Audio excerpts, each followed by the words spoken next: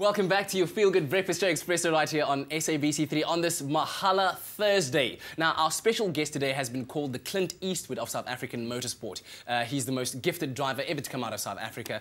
He's won both off-track and on the track, and he's held numerous championship titles. Now, since he and his alter ego Supervan have been racing, Sarel has been super competitive, scratching paint off racing cars in Kyalami and, you know, in Lamar. He's been all over the place, and he certainly made a couple of enemies along the way as well. Now, from his illustrious career and the pen of writer Steve Smith comes the autobiography Supervan and I, the memoir of South Africa's greatest driver and his alter ego. Great to have both gentlemen here with us, Steve Smith and Sarel van Merwe. Goeiemorgen, good morning, good to have you guys here. Thank you very much. Now, an amazing read to have to go through this and explore your entire career, but I want to go back to where it all started. Where did the bug bite you? You are a third generation Sarel.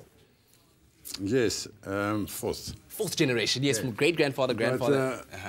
My father took me to a race meeting when I was 10 years old, near Johannesburg, and sort of that set the tone. I think for him too, because he became involved in motorsport as well.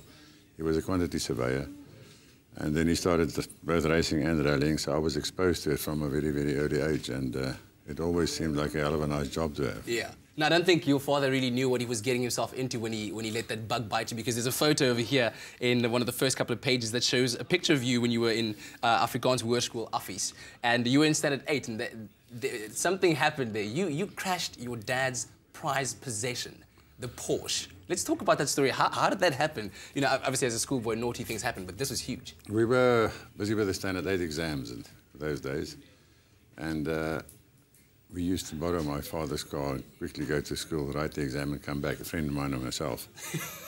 And that day they left late and we had to take something a bit quicker, so we took the Porsche. Had to take something a bit quicker. All right, there we go. I had a big crash there at Brooklyn Circle in Pretoria. I sideswiped a Mercedes-Benz that was parked. Then I... What were you doing, like 180 or something? No. It wasn't anywhere that spectacular, but it was enough to cause damage. And then I went home and barricaded myself in the room, and my father and the cops had to... Well, the police then phoned my father and said, is that car yours? And he said, yes. He said, so why did you just leave the scene of an accident?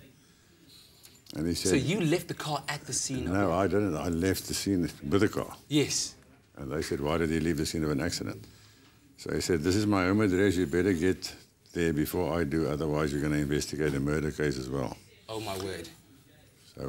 So you said to me right now, you didn't even get the good old beating. You were taken to the police station. You spent a week there. Yes, he said, just take him away from the house, otherwise you won't find a body. That's how it all came about. Steve, let's talk about you. I mean, you wrote Herschel Gibbs' autobiography to a point, and you then got the chance to write this epic tale of this man and his career. How did that meeting come about? Well, Sarel was a hero of mine growing up. You know, I've been a sports fan and a sports writer, but motorsport is probably the closest to my heart. And it was kind of good luck and timing, I think. I think quite a lot of people had nagged Sarel to write his book, given his personality and the kind of great stories he had. But I think, you know, I met with Sarel, I showed him the Herschel Gibbs book, and I think Sarel liked my style of writing, the way I presented the subject matter. So it was timing and luck, and he and I also got on really well. So it ended up this 2-month process of doing interviews at 7:30 every morning at his house in Paarl. I'd rock up there, we'd sit down and chat, and I kind of forgot that we were doing a book. You know, it was wow. I'd look forward to these fantastic 2 hours of the best stories I'd ever heard from a hero of mine, and I mean, it was like a bucket list experience for me. Now, of course, Sarel, all of your fans would want to know about the greatest races you've driven in. There was that time where you, on debut at the Le Mans 24-hour race, you came third. I mean, that's pretty amazing. What were some of your favourites? Obviously, Le Mans, yes. Every Le Mans. You know, Le Mans is a bit to motorsport what Wimbledon is to tennis. It's one of those places you can arrive at blindfolded and you'll know you're there. So Le Mans has always been one of the great events. Daytona was obviously a nice event, but any win or any championship is nice, and so you can't really single out one over the years. Fortunately, I had quite a few highs throughout my career. Daytona probably set me off on the international stage, but there's been a lot of nice events.